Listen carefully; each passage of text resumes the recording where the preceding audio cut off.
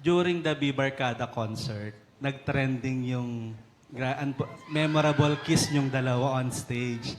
Pero gusto lang naming malaman, behind the scene, kung ano ba yun, nadala ba kayo sa eksena nung time na kumakanta kayo at bigla na lang nagkaroon ng kissing scene or parang it's that an script na dapat yung gawin? Para malaman lang rin ng mga fans ninyo. Actually, nasa script po yun.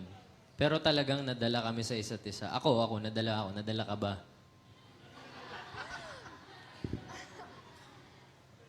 Yes po. Yun po. I-follow up ko lang kay Angela. No? Angela, kasi parang ang nangyari dun sa eksena, parang ikaw yung biglang nag-smack kay Robin.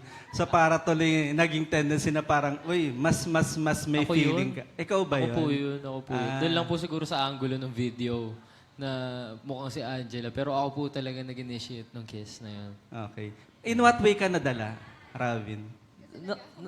Hindi, titigan lang po kami. Tapos yung parang si Angela, basta parang siya lang po yung nakikita ko sa stage, ay sa buong Araneta nun. Totoo po. Ganun talaga yung nangyayari. Kasi nung unang sampa ko sa stage, hindi ko alam kung paano ko gagawin yung buong gabing yun. Kasi sobrang daming tao na nasa harap ko.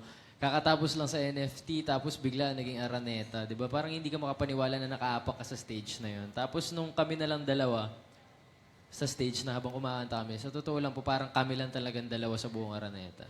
Yeah. Last na lang, ano yung mas na gustuhan yung kiss? Yung during the Bibarkada or yung final Yung last day. Yung last day po. Bakit, Robin?